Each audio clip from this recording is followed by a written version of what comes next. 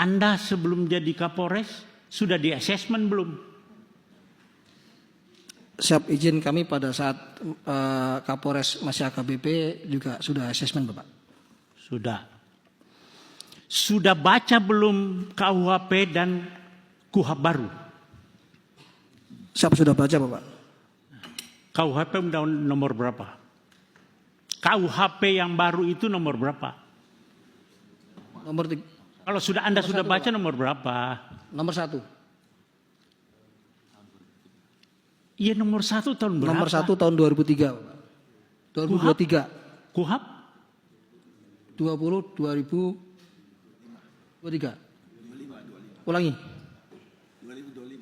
2025.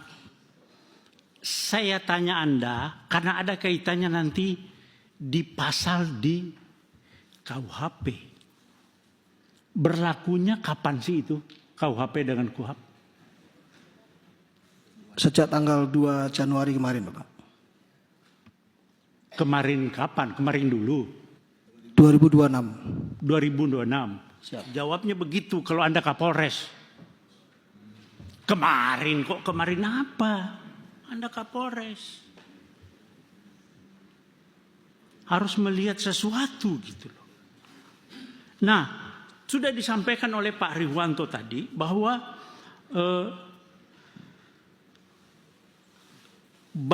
Pak Kapolres sudah baca pasal 34 KUHP. Sudah baca? Enggak. Ada di situ itu permasalahannya, Pak. Belum baca. Pasal 34 KUHP yang Undang-Undang nomor 20 tahun 2000 nomor 1 tahun 2023. Pasal 34 bawa enggak? Siap, terkait restoratif justice Bapak. Bukan, pasal 34 KUHP. Anda itu datang ke sini tentang masalah pasal-pasal, tapi Anda tidak bawa KUHP. Kalau enggak saya pinjamkan, saya bawa nih. Bawa Bapak. Pasal 34. Saya yang baca.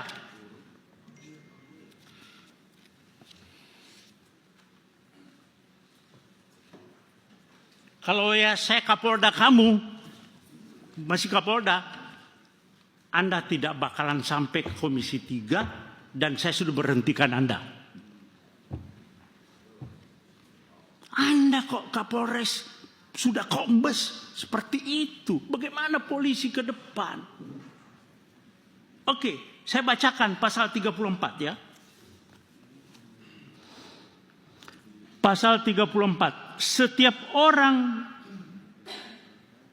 yang terpaksa melakukan perbuatan yang dilarang tidak dipidana jika perbuatan tersebut dilakukan karena pembelaan terhadap serangan atau ancaman serangan ketika yang melawan hukum terhadap diri atau terhadap diri sendiri atau orang lain.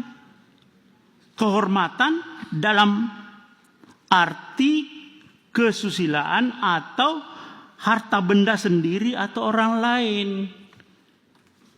Oke, itu kalau Anda belum jelas, saya bacakan pasal 34 penjelasannya. Itu lebih rinci lagi di situ. Ada penjelasan pasal 34. Ini bukan tindak pidana. Kalau di KUHP Lamu Operma, alasan pembenar bahwa orang itu membela diri. Membela diri, bukan undang-undang lalu lintas. Anda salah menerapkan hukum. Jaksa lagi P21 juga. Anda koordinasi yang gak benar itu. Polres dengan kejaksaan. Anda koordinasi tapi salah. Bagaimana? Jadi maksud saya begini Pak Kapolres dan Pak Kajari. Ini bukan RJ. Bukan RJ.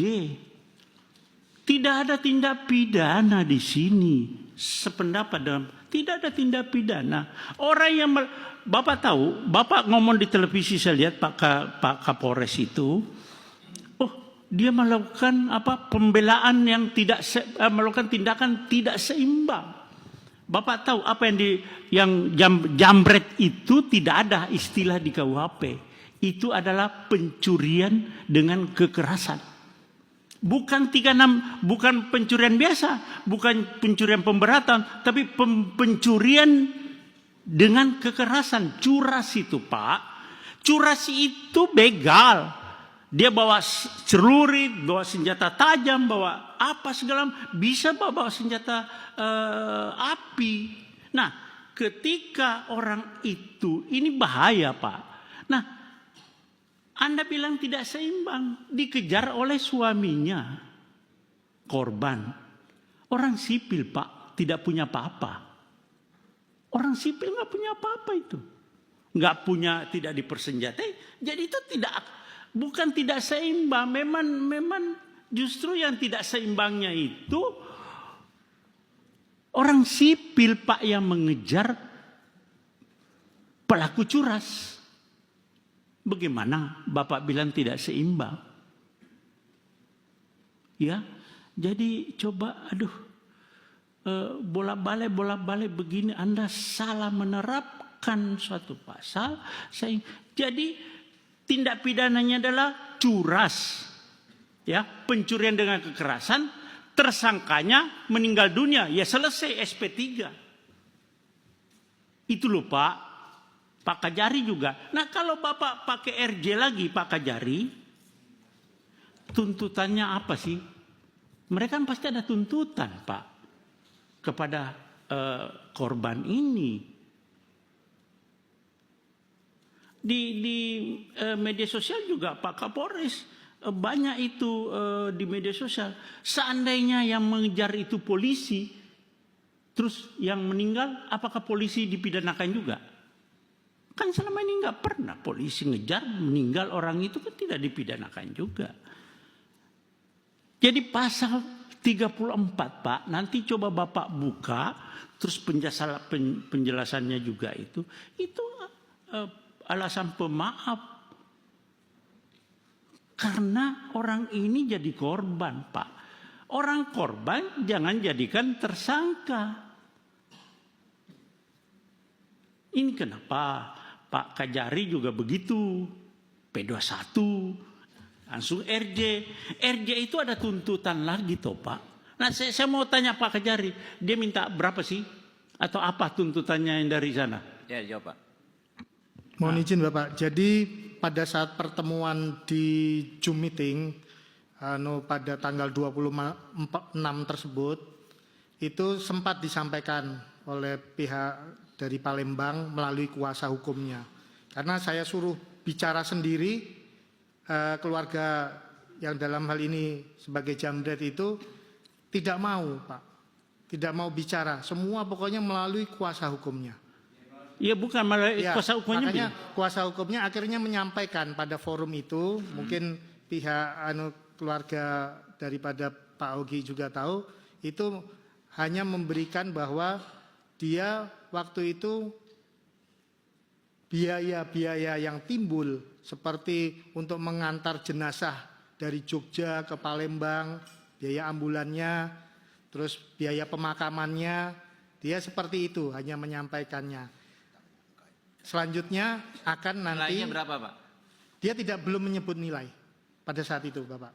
Pada saat pertemuan Zoom meeting itu dia tidak menyebut nilai, hanya menggambarkan bahwa kan kami ada pengeluaran biaya-biaya seperti biaya ambulan, biaya pemakaman.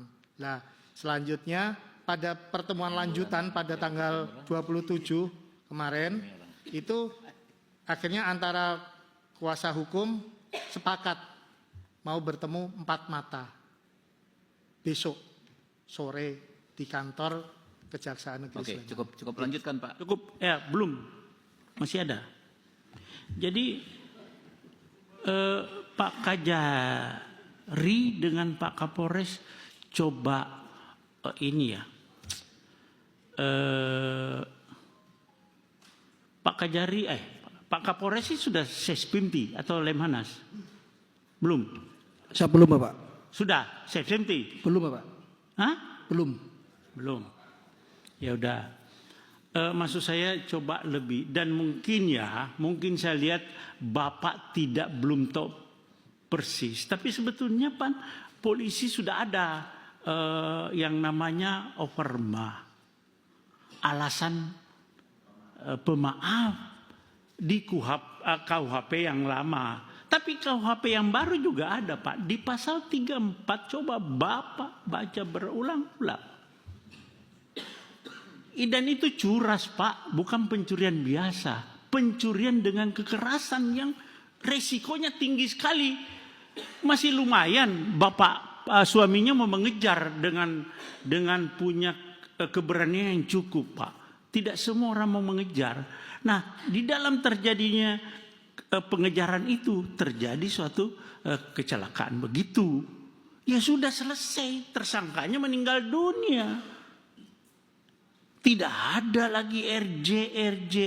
Nah kalau Bapak RJ, tuntutannya itu nanti karena dia merasa pede. Persyaratan RJ Pak harus ada kesepakatan kedua belah pihak. Ini persis sama dengan yang di Jambi, Muaro Jambi. Jadi pede itu yang pelapor itu jadi merasa percaya diri, jadi bisa membuat angka yang cukup tinggi nanti Pak. Terjadi lagi pemerasan di situ. Nah, saya minta Bapak lebih bijaklah terhadap ini. Berdua Pak. Bapak sebagai aparat penegak hukum, Bapak tahu ada alarm. Bapak bukan dengan gagah berani menyampaikan unsur-unsur pidana ini. Tidak. Coba lihat di media sosial bagaimana tanggapan masyarakat. Itu sinyal bahwa Bapak salah di dalam menerapkan pasal di situ.